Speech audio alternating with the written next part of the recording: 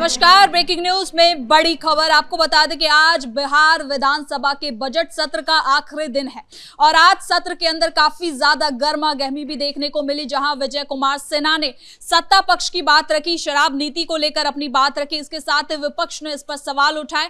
साथ ही साथ आपको बता दें कि तेजस्वी यादव ने सीएजी रिपोर्ट पर भी सवाल उठाए हैं, जिसके बाद अशोक चौधरी ने इस पर पलटवार किया है। तो यानी कि आज का जो दिन था वो कहीं ना कहीं बहुत ज्यादा तनाव भरा रहा और नोकझोंक भी दोनों पक्षों में देखने को मिली। तो इन्हीं मामलों में ज्यादा अपडेट के साथ मेरे साथ मौजूद है मेरे सहयोगी हर्ष भारद्वाज।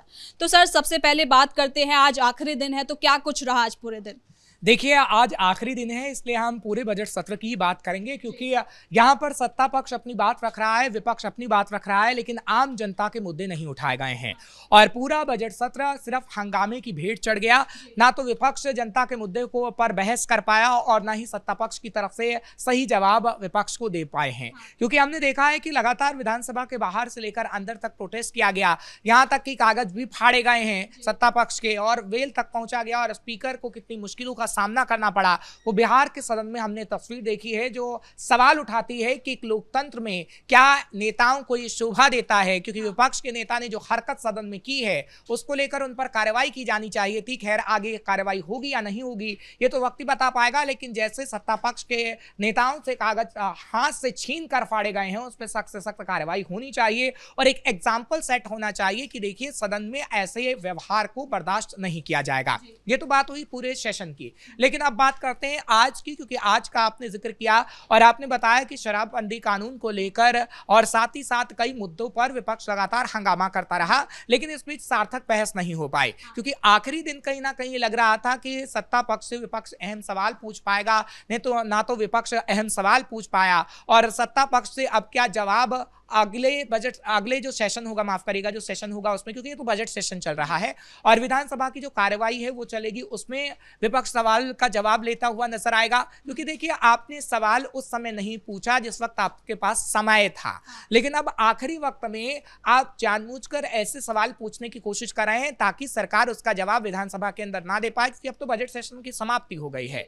तो क्या मीडिया के सामने आकर अब सत्ता पक्ष इसका सवालों का जवाब देगा? क्योंकि देखिए, विधानसभा में एक कार्रवाई होती है, प्रश्नकाल होता है, जिस तरीके से कैग रिपोर्ट का भी आपने जिक्र किया, जब कैग रिपोर्ट सत्ता पक्ष की तरफ से रखा गया है तो कहीं ना कहीं उस पर जो सवाल उठेंगे वो विपक्ष के नेता पूछेंगे और पूछ भी रहे हैं। लेकिन कैग रिपोर्ट में जो घोटाला सामने आया है उसके लिए क्या विपक्ष सड़कों पर उतरेगा? शायद नहीं, क्योंकि देखिए, कैग रिपोर्ट में बात जनता से जुड़े मुद्दे की है, लेकिन नीट छात्रा का जो मामला था वो जनता से जुड़े मुद्दा कम और खास तौर पर अपना मुद्दा ज्यादा था, क्योंकि नीट छात्रा के मामले में हमने देखा है कि किस तरीके से कार्रवाई हो रही है। पुलिस वालों से भी पूछताछ की गई, लेकिन वोट बैंक के चक्कर में हो हल्ला काफी ज्यादा किया जा रहा है। लेकिन तेजस्वी यादव ने कैग रिपोर्ट को लेकर उतने सवाल नहीं दागे जितने दागने सरकार पर चाहिए थे। यानी विपक्षी पार्टी अपना फायदा ढूंढ रही है और अपने फायदों के मुताबिक ही मुद्दों को चुन रही है, लेकिन जनता से जुड़े मुद्दे पर आप काम करेंगे और सड़क पर जाएंगे तो कहीं ना कहीं आपको फायदा होना तय है। लेकिन आप जनता से जुड़े मुद्दे पर ना तो काम करते हैं, ना कोई रणनीति बना पाते हैं। नतीजा ये रहता है कि आप सीएम नहीं बन पाते हैं।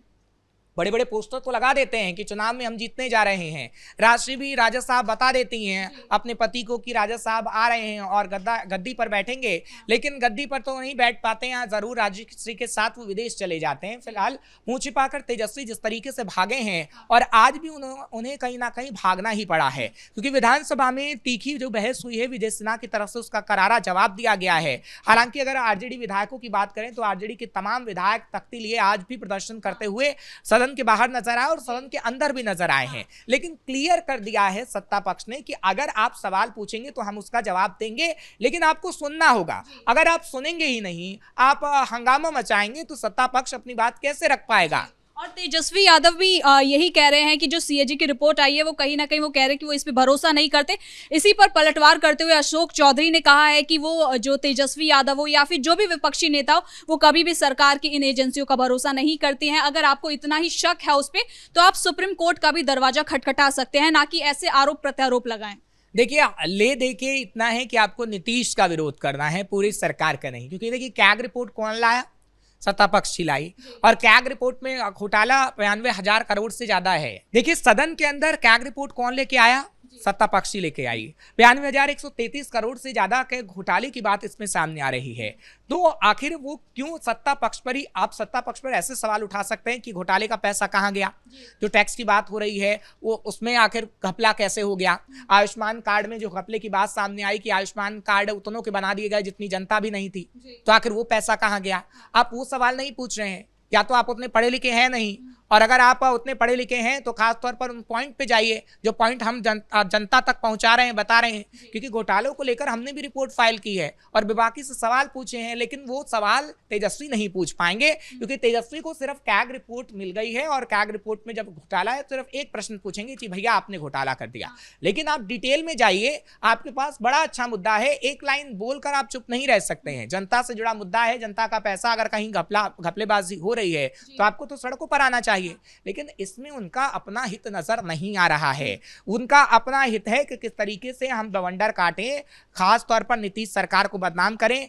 आप नीतीश सरकार को बदनाम करने से ज्यादा अपने पे ध्यान देंगे तो बेहतर रहेगा।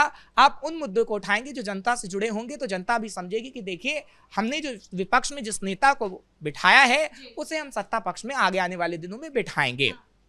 अब बात करते हैं शराबबंदी कानून को लेकर भी, क्योंकि शराबबंदी कानून को लेकर भी बवंडर को खूब मचा है इस बजट सेशन के दौरान।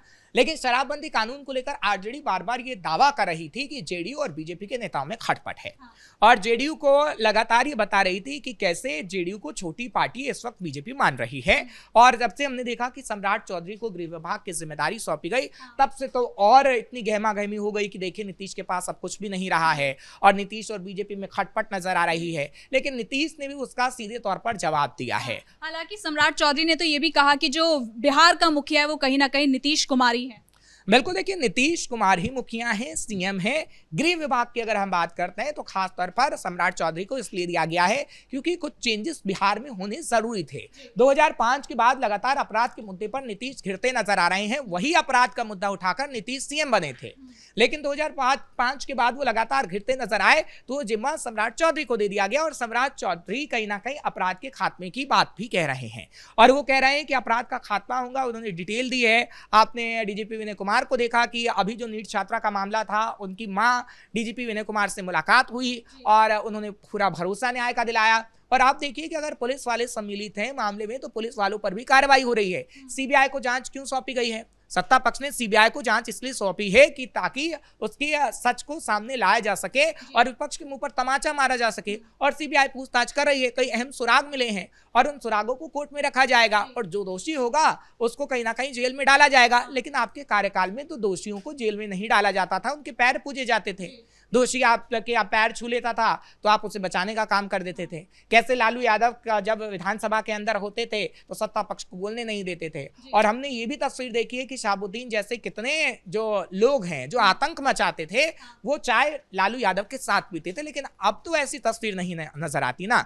अब तो कार्रवाई हो रही है। हम ये नहीं कह रहे कि पूरी कार्रवाई अच्छी हो गई है, कार्रवाई उतनी नहीं हो रही जितनी करनी चाहिए थी, लेकिन कार्रवाई हो रही है, इसमें कोई गुरेज नहीं है। हालांकि सर आज विधानसभा में ये भी देखने को मिला, बाहर आरजेडी के एक विधायक ने जो खुले में नॉनवेज मिलना जो बैन कर दिया गया, उस पर कहीं ना कहीं वो विरोध कर रहे थे। हाथ में उन्होंने एक पोस्टर ले रखा था और कह रहे थे कि वो जुल्म हो रहा है व्यापारियों के साथ। देखिए, व्यापारियों की अगर हम बात करें तो व्यापारियों के साथ वो जुल्म बता रहे हैं, लेकिन ऐसा कुछ नहीं है कि व्यापारियों के साथ जुल्म हो रहा है। दरअसल देखिए, हम देखते हैं कि अक्सर जहां पर इलाका हिंदुओं का होता है, खासतौर पर अगर वहां ज़्यादा दुकानें ऐसी होती हैं तो कहीं ना कहीं उनको तकलीफ इसलिए होती है क्योंकि हम देखते हैं कि मांस मच्छी खासतौर पर नहीं खाया जाता है हिंदुओं के त्योहारों में, और इसलिए सरकार की, क्योंकि ये डिमांड हो रही थी। आपने पिछले दिनों देखा कि पत्र भी इस बाबत लिखा गया था नीतीश सरकार को, और आम जनता ने जब इसकी डिमांड की तभी ये फैसला लिया गया। आप बताइए कि आम जनता कहां सड़कों पर आ गई है कि आपने बैन कर दी है? कौन सा व्यापारी बोल रहा है? किस व्यापारी संगठन ने बिहार के अंदर प्रदर्शन कर दिया है? किया है? नहीं किया है। आरजेडी प्रदर्शन कर रही है और आरजेडी बता रही है कि नहीं जी, आपने ये जो ऐसा फैसला लिया है वो गलत लिया है। अगर आम जनता का ही, ये आम जनता का ही का फैसला है कि नीतीश सरकार को इस पर बैन लगाना चाहिए, त्योहारों के दौरान में ऐसी बिक्री नहीं होनी चाहिए, तो आम जनता को भरोसे में लेकर आम जनता के लिए नीतीश सरकार ने ये कर दिया। दिक्कत आरजेडी को हो रही है, आरजेडी अपने वोट बैंक के लिए, क्योंकि देखिए विशेष समुदाय को हमेशा से वो टारगेट करती रही है अपने वोट बैंक के चक्कर में, और वोट बैंक के चक्कर में सिर्फ वो ऐसी बात कह रही है। बहुत बहुत धन्यवाद सर इन तमाम जानकारी के लिए। तो कुल मिलाकर आज बिहार विधानसभा का आखिरी दिन काफी ज्यादा हंगामे भर रहा, जहां सत्ता पक्ष और विपक्ष के बीच नोकझोंक भी देखने को मिले। इसके साथ ही साथ कई मुद्दों पर आज सदन के अंदर बहस भी हुई है। ब्रेकिंग न्यूज में इतना ही। कैमरा पर्सन अशोक भारद्वाज के साथ मैं सृष्टि शाह।